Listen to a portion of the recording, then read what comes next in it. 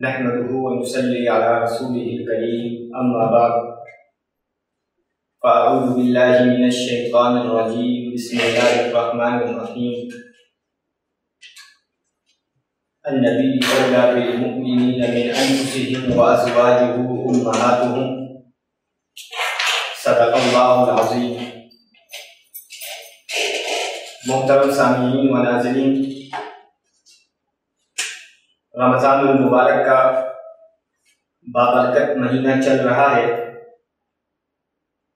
इस बाबरकत महीने में बहुत से अहम वाक़यात रोनुमा हुए। उनमें से एक वाक़या 17 रमज़ानुल मुबारक को पेश आने वाला वाक़या है, जिसमें उम्मुल मुमिनीन हज़रत सय्यदा आयशा सिद्दीक़ा रज़ी अल्लाह ताला अन्हा की यौम वफ़ात है। आज की इस नशिस्त में उम्मुल मुमिनीन हज़रत सय्यदा आयशा सिद्दीक़ा रज़ी अल्लाह ताला अन्हा के हवाले से कुछ बातें आपके सामने बयान करूंगा। सबसे पहले उम्मुल मुमिनीन हज़रत सय्यदा आयशा सिद्दीक़ा रज़ी अल्लाह ताला अन्हा का मुख्तसर तारुफ, इसके बाद हज़रत आयशा सिद्दीक़ा रज़ी अल्लाह ताला अन्हा की अज़दवाजी ज़िंदगी कि वो किस तरह आप सल्लल्लाहु अलैहि वसल्लम के साथ रिश्ते अज़दवाज में मुंसलिक हुए। उसके बाद तीसरी चीज़ हज़रत आयशा सिद्दीक़ा रज़ी अल्लाह ताला अन्हा की शान, फजीलत, मकाम और मर्तबा क्या है। इसके बाद आखिरी चीज़ कि हज़रत सय्यदा आयशा सिद्दीक़ा रज़ी अल्लाह ताला अन्हा का इस्लाम के लिए खिदमात क्या क्या है। तो सबसे पहले चीज़ हज़रत आयशा सिद्दीक़ा रज़ी अल्लाह ताला अन्हा कौन थी। तो हज़रत आयशा सिद्दीक़ा रज़ी अल्लाह ताला अन्हा खलीफा अव्वल हज़रत सय्यदना अबू बकर सिद्दीक़ रज़ी अल्लाह ताला अन्हु की बेटी थी। हज़रत आयशा सिद्दीक़ा रज़ी अल्लाह ताला अन्हा के हज़रत आयशा सिद्दीक़ा रज़ी अल्लाह ताला अन्हा की वालिदा का नाम उम्मे रोमान था और आपके भाई अब्दुर्रहमान रज़ी अल्लाह ताला अन्हु है। और आप सल्लल्लाहु अलैहि वसल्लम की दूसरी ज़ौजा मोहतरमा है। ये मुख्तसरन तारुफ था कि हज़रत आयशा सिद्दीक़ा रज़ी अल्लाह ताला अन्हा हज़रत अबू बकर सिद्दीक़ रज़ी अल्लाह ताला अन्हु की बेटी और उम्मे रोमान आपकी वालिदा का नाम है और हज़रत अब्दुर्रहमान रज़ी अल्लाह ताला अन्हु की आप बहन है। इसके बाद दूसरी चीज़ कि हज़रत आयशा रज़ी अल्लाह ताला अन्हा किस तरह आप सल्लल्लाहु अलैहि वसल्लम के साथ रिश्ते अज़दवाज में मुंसलिक हूँ। हज़रत आयशा सिद्दीक़ा रज़ी अल्लाह ताला अन्हा नबूवत के 5वें साल पैदा हुई और नबूवत के 10वें साल आप सल्लल्लाहु अलैहि वसल्लम की पहली ज़ौजा मोहतरमा यानी उम्मुल मुमिनीन हज़रत खदीजतुल कुबरा रज़ी अल्लाह ताला अन्हा वफ़ात पाई। जब हज़रत खदीजा रज़ी अल्लाह ताला अन्हा वफ़ात पाई तो आप सल्लल्लाहु अलैहि वसल्लम बहुत गमगीन थे, बहुत गमज़दा थे। जब आपके ये गम और आपका ये रंज देखा तो हज़रत उस्मान रज़ी अल्लाह ताला अन्हु ने आपसे ये इरशाद फरमाया कि आप निकाह कर ले दूसरा। तो हज़रत खौला रज़ी अल्लाह ताला अन्हा आपके पास आई और कहा कि आप दूसरा निकाह कर लें। तो आप सल्लल्लाहु अलैहि वसल्लम ने इरशाद फरमाया कि मैं किससे निकाह करूं। तो हज़रत खौला रज़ी अल्लाह ताला अन्हा ने कहा कि आप चाहे बेवा औरतों से करें या आप चाहे कवारी औरतों से करें। बेवा औरतों में हज़रत सौदा रज़ी अल्लाह ताला अन्हा है और कवारी औरतों में हज़रत आयशा रज़ी अल्लाह ताला अन्हा है। तो आप सल्लल्लाहु अलैहि वसल्लम ने हज़रत आयशा रज़ी अल्लाह ताला अन्हा को पसंद फरमाया। तो हज़रत भेजा हजरत अबू बकर सिद्दीक रजी अल्लाह तआला अन्हु के घर कि वो निकाह का पैगाम ले जाए। जब हजरत खौला रजी अल्लाह तआला अन्हा हजरत अबू बकर सिद्दीक रजी अल्लाह तआला अन्हु के पास निकाह का पैगाम ले गए तो हजरत अबू बकर सिद्दीक रजी अल्लाह तआला अन्हु ने इरशाद फरमाया कि क्या आप सल्लल्लाहु अलैहि वसल्लम मेरे भाई नहीं, क्या आप सल्लल्लाहु अलैहि वसल्लम हजरत आयशा सिद्दीका रजी अल्लाह तआला अन्हा आप सल्लल्लाहु अलैहि वसल्लम की भतीजी नहीं, कि जब वो भतीजी है तो आप और हजरत आयशा का निकाह कैसे हो सकता है। तो ये बात हजरत खौला रजी अल्लाह तआला अन्हा आप सल्लल्लाहु अलैहि वसल्लम के पास ले गई और कहा कि अबू बकर सिद्दीक रजी अल्लाह तआला अन्हु ये इरशाद फरमा रहे हैं कि आयशा तो आपकी भतीजी है और चचा और भतीजी का निकाह कैसे हो सकता है। तो इस पर आप सल्लल्लाहु अलैहि वसल्लम ने इरशाद फरमाया कि अबू बकर को जाकर कह दो कि मैं और अबू बकर इस्लामी भाई हैं, हकीकी भाई नहीं, इसलिए मेरा और आयशा का निकाह हो सकता है। तो हजरत खौला रजी अल्लाह तआला अन्हा दोबारा हजरत अबू बकर सिद्दीक रजी अल्लाह तआला अन्हु के पास गए और कहा कि आप सल्लल्लाहु अलैहि वसल्लम इरशाद फरमा रहे हैं कि मैं और अबू बकर इस्लामी भाई हैं, दीनी भाई हैं, हकीकी भाई नहीं, चुनांचे मेरा और आयशा का निकाह हो सकता है, शरअन जायज है। तो हजरत अबू बकर सिद्दीक रजी अल्लाह तआला अन्हु ने इस निकाह के पैगाम को कबूल फरमाया। यूं इस तरह हुजूर सल्लल्लाहु अलैहि वसल्लम और हजरत आयशा सिद्दीका रजी अल्लाह तआला अन्हा का निकाह हुआ। कुछ रिवायत में यह आता है कि हजरत आयशा सिद्दीका रजी अल्लाह तआला अन्हा की उम्र उस वक्त 6 बरस थी। कुछ ये कहते हैं कि रिवायत में यह आता है कि हजरत आयशा सिद्दीका रजी अल्लाह तआला अन्हा की उम्र 9 बरस थी। खुद हजरत आयशा सिद्दीका रजी अल्लाह तआला अन्हा इरशाद फरमाती हैं कि मैं बचपन में खेल कूद की बहुत शौकीन थी। जिस दिन मेरा निकाह हुआ उस दिन भी मैं हस्ब मामूल अपनी सहेलियों के साथ खेल रही थी। इतने में मेरी वालिदा मोहतरमा आई और मेरा हाथ पकड़ कर ले गई, मुझे नहलाया, मुझे अच्छे कपड़े पहनाए, बनाओ सिंगार के बाद मुझे बिठाया।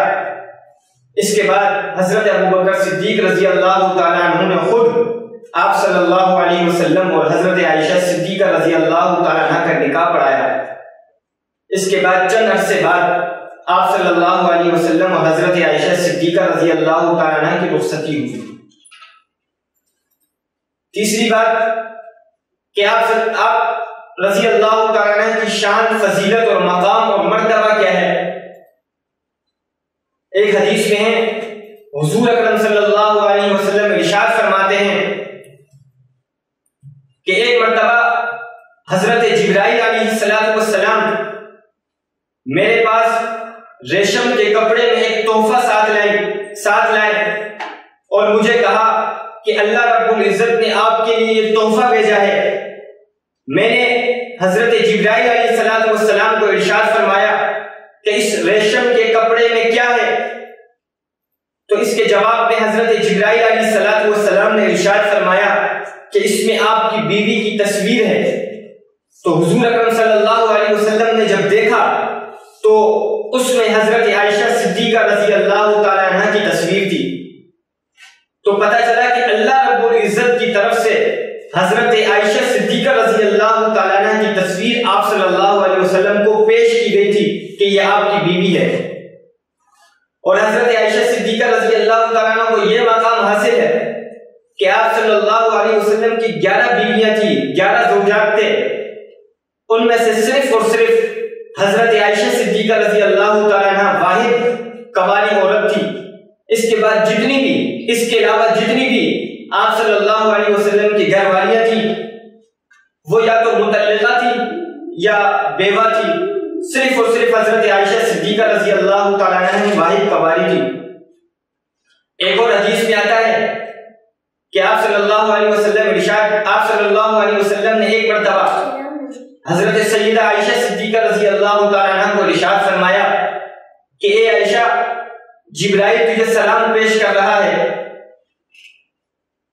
तो इस बात से हजरत आयशा सिद्दीका रजी अल्लाह तआला अन्हा का मकाम पता चलता है कि मलाइका के सरदार मलाइका के सरदार हजरत आयशा सिद्दीका रजी अल्लाह तआला अन्हा को सलाम पेश कर रहे हैं। एक और रिवायत में आता है कि हुजूर पाक सल्लल्लाहु अलैहि वसल्लम 11 बीवियों में से हजरत आयशा सिद्दीका रजी अल्लाह तआला अन्हा के बिस्तर पर होते थे तो कुरान नाजिल होता था। इसके अलावा किसी और बीवी के बिस्तर पर कुरान नाजिल नहीं हुआ। यह भी फजीलत है हजरत अम्मी आयशा सिद्दीका रजी अल्लाह तआला अन्हा का। यूं तो इंसान का दिफा किसी का उस्ताद किया करता है, किसी का दोस्त किया करता है। यूं आप तारीख उठाएं तो हजरत मरियम अलैहिस्सलातु वस्सलाम पर जब तोहमत लगी तो उसका दिफा अल्लाह रब्बुल इज्जत ने उनके अपने बेटे से करवाई। इसके बाद हजरत यूसुफ अलैहिस्सलातु वस्सलाम पर जब तोहमत लगी तो उसका दिफा अल्लाह रब्बुल इज्जत ने एक छोटे से बच्चे से करवाई। लेकिन जब हजरत अम्मी आयशा सिद्दीका रजी अल्लाह तआला अन्हा की बारी आती है, जब उन पर तोहमत लगती है तो अल्लाह रब्बुल इज्जत खुद दिफा फरमाते हैं। अल्लाह रब्बुल इज्जत दिफा के तौर पर कुरान पाक की 17 या 13 आयतें नाज़िल फरमाते हैं। सूरह नूर की इन्नल लज़ीना जाऊ बिल इफ्की उस्बतुम मिनकुम से लेकर रुकू के इख्तिताम तक अल्लाह रब्बुल इज्जत 11 से 17 आयतें हजरत अम्मी आयशा सिद्दीका रजी अल्लाह तआला अन्हा की शान में नाज़िल फरमाते हैं।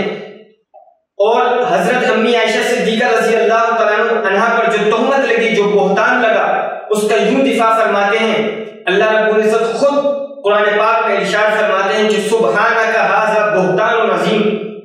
यूं इरशाद फरमाकर हजरत अम्मी आयशा सिद्दीका रजी अल्लाह तआला अन्हा का दिफा फरमाती हैं। ये सारे अहादीस और ये सारे वाक़ियात हजरत अम्मी आयशा सिद्दीका रजी अल्लाह तआला अन्हा की शान बताती है, फजीलत बताती है कि उनका मकाम, उनका मर्तबा क्या था। इसके बाद चौथी चीज कि हजरत अम्मी आयशा सिद्दीका रजी अल्लाह तआला अन्हा का क्या क्या खिदमात थी इस्लाम के मुतालिक, कि उन्होंने इस्लाम के लिए क्या क्या खिदमात सरअंजाम दिए। बड़े बड़े अकाबिर साहबा अम्मी आयशा सिद्दीका रजी अल्लाह तआला अन्हा हुजूर अकरम सल्लल्लाहु अलैहि वसल्लम के साथ 9 बरस रही और इन 9 बरस में अम्मी आयशा सिद्दीका रजी अल्लाह तआला अन्हा ने हर किस्म के उलूम और फनून आप सल्लल्लाहु अलैहि वसल्लम से सीखे। कुरान का इल्म हो, हदीस का इल्म हो, दीगर मसले मसाइल हो, अम्मी आयशा सिद्दीका रजी अल्लाह तआला अन्हा ने हुजूर पाक सल्लल्लाहु अलैहि वसल्लम से सीखे। मतलब यह हुआ कि अम्मी आयशा सिद्दीका रजी अल्लाह तआला अन्हा हुजूर पाक सल्लल्लाहु अलैहि वसल्लम की तरबियत में रहे इन 9 सालों में। अम्मी आयशा सिद्दीका रजी अल्लाह तआला अन्हा की जब आंख खुलती है तो हजरत सिद्दीक अकबर रजी अल्लाह तआला अन्हु के घर में उनकी आंख खुलती है और 6 से 9 साल तक हजरत सिद्दीक अकबर के घर में तरबियत पाती है। इसके बाद हुजूर अकरम सल्लल्लाहु अलैहि वसल्लम के घर में जब आती है तो हुजूर पाक सल्लल्लाहु अलैहि वसल्लम के पास भी 9 बरस तकरीबन जिंदगी गुजारती है और उसमें कुरान और हदीस का इल्म और हर किस्म के मसाइल का इल्म हुजूर पाक सल्लल्लाहु अलैहि वसल्लम से सय्यदा आयशा सिद्दीका रजी अल्लाह तआला अन्हा सीखती है। इसके बाद जब हुजूर अकरम सल्लल्लाहु अलैहि वसल्लम का इस दुनिया से विसाल फरमाते हैं, हुजूर अकरम सल्लल्लाहु अलैहि वसल्लम इस दुनिया से रहलत फरमाते हैं, इसके बाद अम्मी आयशा सिद्दीका रजी अल्लाह तआला अन्हा इस्लाम के लिए बहुत अहम खिदमात सर अंजाम देते हैं। बड़े बड़े अकाबिर साहबा हजरत अली रजी अल्लाह तआला अन्हु जैसे, हजरत तलहा, हजरत जुबैर, हजरत अब्दुल्लाह इब्न मसूद, हजरत अब्दुल्लाह इब्न उमर, हजरत अब्दुल्लाह इब्न अब्बास जैसे बड़े बड़े अकाबिर साहबा फरमाते हैं कि जब हम किसी मसले में उलझ जाते थे, कोई मसला हमें समझ में नहीं आता था, उनमें इख्तिलाफ हो जाता था, तो हम अम्मी आयशा सिद्दीका रजी अल्लाह तआला अन्हा का दरवाजा खटखटाते थे और उनसे यह मसला दरियाफ्त फरमाते थे कि अम्मी हम इस मसले में उलझ गए हैं, आप हमारी रहनुमाई फरमाएं। तो अम्मी आयशा सिद्दीका रजी अल्लाह तआला अन्हा वो मसला बताती थी कि ये मसला मैंने हुजूर पाक सल्लल्लाहु अलैहि वसल्लम से यूं सीखा है। कोई हदीस दरपेश आता किसी सहाबी को, बड़े बड़े अकाबिर साहबा जब किसी हदीस में इख्तिलाफ होता तो अम्मी आयशा सिद्दीका रजी अल्लाह तआला अन्हा के पास जाती कि अम्मी आयशा कि ये हदीस में उलझ गए, ये हदीस हमें समझ में नहीं आई कि आप सल्लल्लाहु अलैहि वसल्लम से हमने किस तरह रिवायत की है, हमें पता नहीं कि आप सल्लल्लाहु अलैहि वसल्लम ने किस तरह बयान फरमाया है, आप हमें बता दें। तो अम्मी आयशा सिद्दीका रजी अल्लाह तआला अन्हा वो हदीस बताती थी इस तरह बड़े बड़े अकाबिर साहबा, जिस तरह आप अम्मी आयशा सिद्दीका रजी अल्लाह तआला अन्हा के पास जाती थी, इसी तरह औरतों में काफी सारी औरतें मक्का और मदीना की हजरत आयशा सिद्दीका रजी अल्लाह तआला अन्हा के पास जाती थी, मसाइल सीखती थी, कुरान का इल्म सीखती थी, अहादीस का इल्म सीखती थी।